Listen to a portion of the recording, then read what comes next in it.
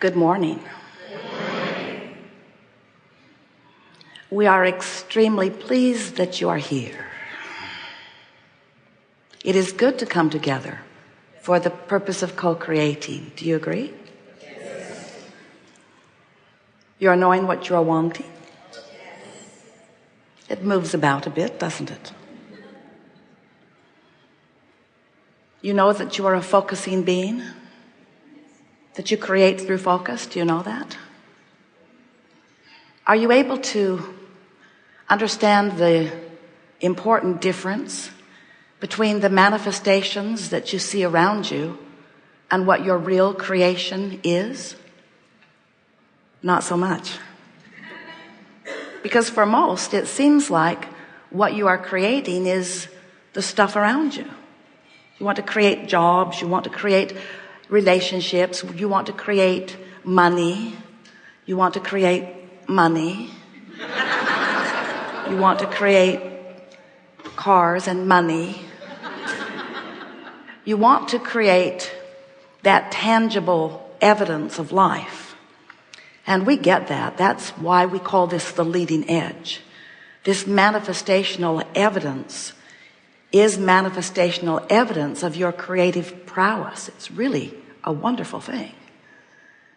But when the manifestation is what you're shooting for, when something that you want hasn't manifested, and so you are so aware of its absence that you are uncomfortable, now you've taken your understanding of creation and your understanding of manifestation in the wrong direction, because the manifestation is evidence of alignment, but you got to figure out how to achieve alignment regardless of manifestation.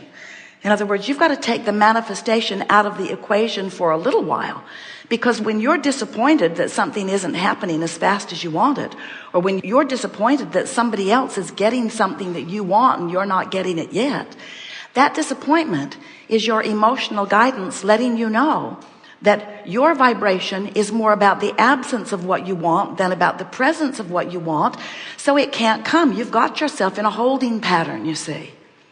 So when we ask you if you know the difference between creating in terms of manifestation and creating in terms of vibrational alignment, it's really a big question, because when you are creating in terms of vibrational alignment, you're creating for the emotion. Now, a lot of people, especially if they're just hearing us for the first time, would roll their eyes at such a comment and say, oh, we get it. You just want us to be happy anyway, and never mind that we're not getting what we want. Just make the best of it, even in hard times or in the absence of things wanted. And we say, yes, that's exactly what we want.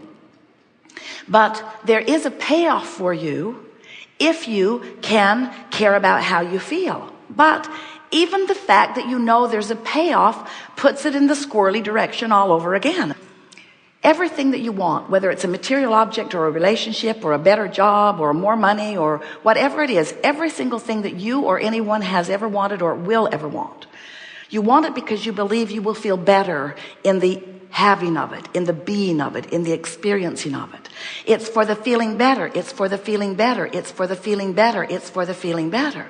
So if we can convince you that there is a way to feel better before the manifestation, now the manifestations can flow easily. And many of you know that because you already have so many things going your way that you are mostly focused on the things that are going your way. And haven't you noticed that the better it gets, the better it gets, the better it gets, the better it gets? And that's why.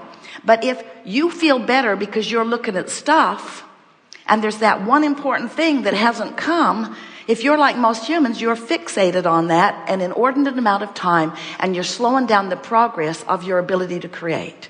And that's really what we're here to help you sort out a little bit here today. The best example that we have of what we just said to you was a woman in Philadelphia many years ago. And she said, Abraham, I have arthritis in my hips. I'm in pain all the time. How can I think positive thoughts when I feel bad? And we said, because you can feel pain and hope, or you can feel pain and fear. because the emotion doesn't have to follow the physical manifestation.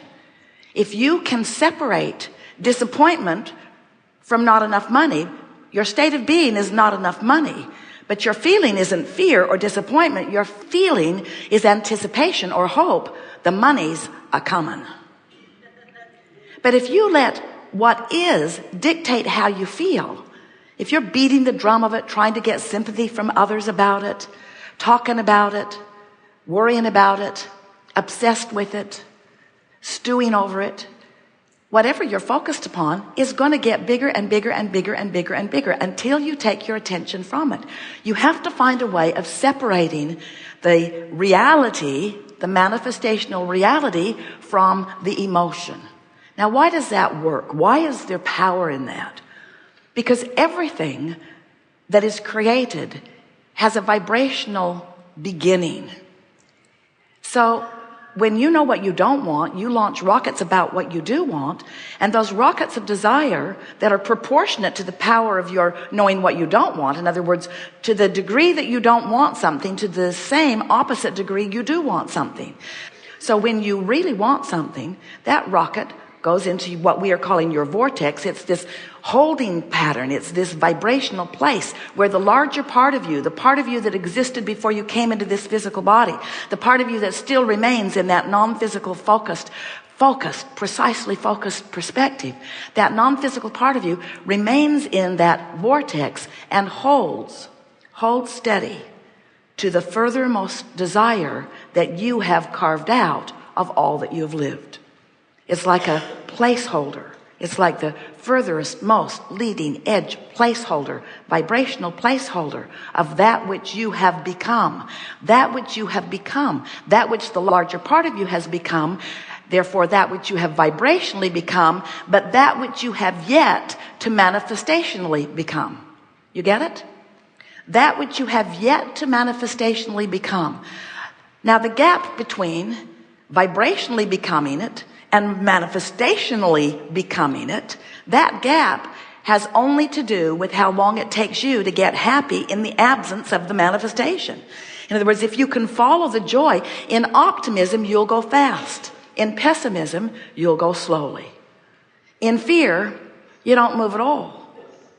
In anger, you slow yourself way, way, way, way down.